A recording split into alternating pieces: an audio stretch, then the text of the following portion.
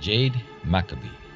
She said she'll be back by sunset, but her family is still waiting. She was smart. She was prepared. She knew those words better than anyone. And yet, one afternoon in September, she walked into the forest and never came back. What search teams found and what they didn't would spark one of the most chilling mysteries the trails have ever seen. This isn't just a story about getting lost, it's about something waiting. This is the story of Jade McAbee.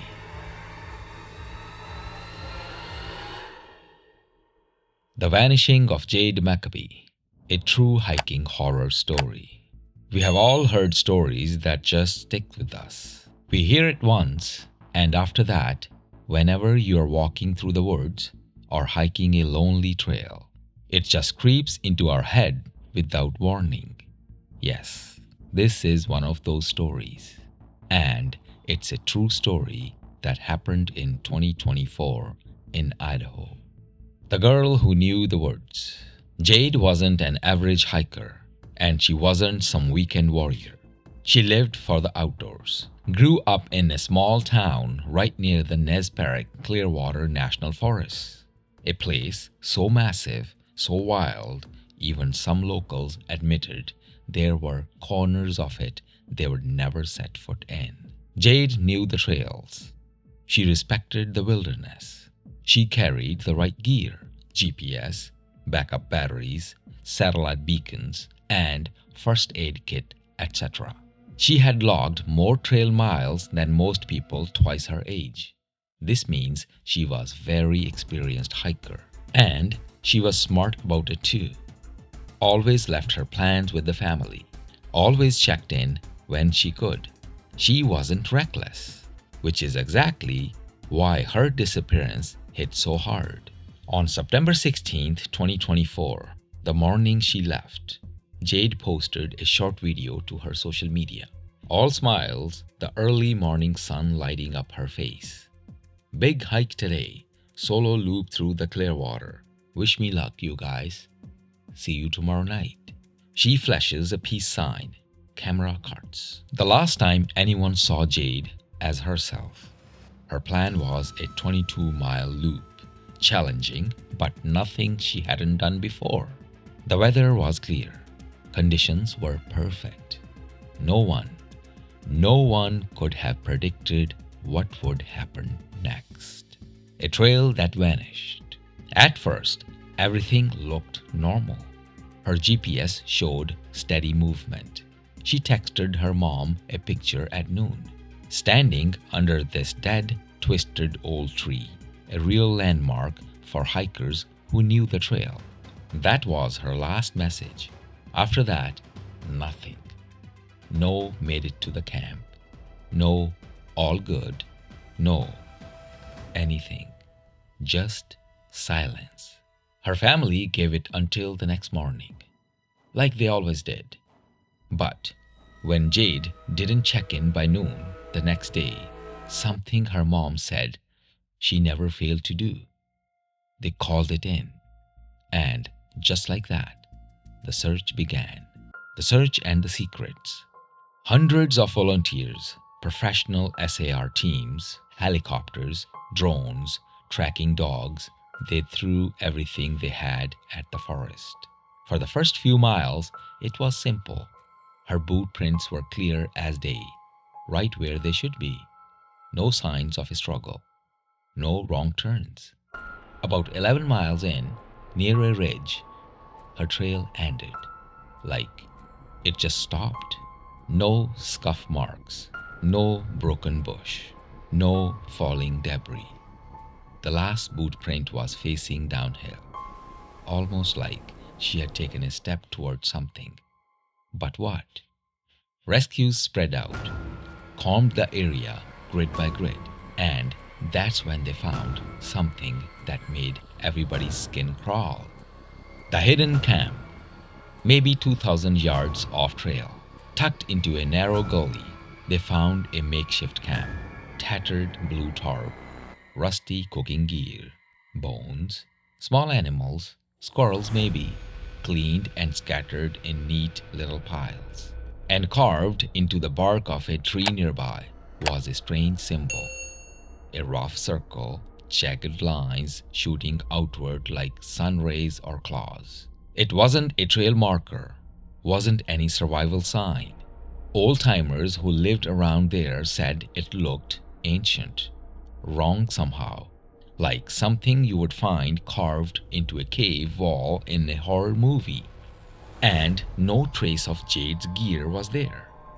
It wasn't hers. Whoever made the camp, they had been watching the trail, waiting. But for who? The Barefoot Tracks. 4 days into the search, a dog team caught a faint scent trail leading down a ravine. They followed it for about a mile until they found new tracks. Barefoot, human, small, too small for most men, maybe a woman's size. No shoes, no gear, just bloody footprints leading deeper into the wilderness, through brambles, across jagged rocks, through icy streams. Bare feet. But then, just like her boot prints, they vanished, right in the middle of an open clearing. No dragging marks, no sign of an animal attack, no trail leading away. Gone, like she had been lifted. The first rumors. After a week, the official search scaled back. Authorities said it was too dangerous to keep sending people into the deeper zones without fresh clues. But the locals, they didn't stop talking. Hunters swapped stories over beer at the taverns. Old women whispered to each other at church gatherings. Everyone knew someone who had seen or felt something out there. And pretty soon, reports started trickling in. The sightings. First, it was an experienced hunter, someone who had spent his whole life tracking elk in those forests. He swore he saw a girl early one morning, maybe 20 miles north of where Jade vanished. Barefoot, hair wild and tangled. She stood between two pine trees, just staring at him. When he shouted, she didn't run away. She simply moved. Not like running, more like flickering. One moment there, next moment gone between the trees. And when he got back to his truck, small, muddy footprints, barefoot, circled the driver's side door. Nothing stolen, nothing broken, just footprints. Then nothing. The handprint. A few days later, a woman camping with her husband woke up to a soft tapping on her tent wall. Light taps, like a child's fingers. Thinking it was a raccoon, she unzipped the flap and shined her flashlight outside. Saw nothing. But when she looked at the tent wall, there was a handprint. Small, filthy, pressed right against the nylon. Even worse, when they checked their phones the next morning, the wife's phone, locked inside their truck all night, had a new photo. Not one they took. Blurry, dark, almost just a smear of shadows. But right there in the middle was a pale human face, staring too close to the lens. Matted hair, wide, frantic eyes. They packed up and left before sunrise. The silent return. Weeks passed. The woods grew colder. Snow started dusting the high peaks. And just when people thought it was over, Jade's name popped up again. Her satellite beacon, the one everyone assumed was lost or dead, sent out a single, weak signal. But not from anywhere near where she disappeared. From 60 miles away, in a part of the forest no one lived in. No trails, no cabins, only old hunting legends about places people shouldn't go. Rescue teams rushed out. They found nothing. No gear, no tracks, no beacons. just heavy, freezing silence, and the feeling that someone had been there and moved on. The Whispering Woods. If you talk to the locals now, the ones who were too close to the search, they will tell you straight-faced, that part of the Perce-Clearwater forest, it's different now. Wrong. Hunters say they hear footsteps matching their own behind them, barefoot ones. Campers hear tapping in the night, but when they look outside, there's nobody there. Rangers, they refuse to patrol certain trails alone. Some swear that if you stand near the dead twisted tree where Jade took her last picture, you can hear a woman's voice whispering your name. Not just any name, your name. Maybe Jade never left the woods. Maybe the forest took her, changed her. Maybe she walks it still, barefoot, silent, a part of something much older, much darker than any of us understand.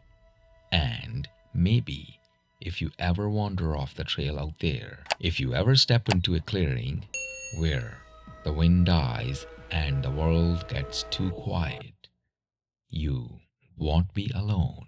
Someone is out there behind you. That's the story of Jade McAbee disappearing and never found. Please do subscribe to the channel. Until next time.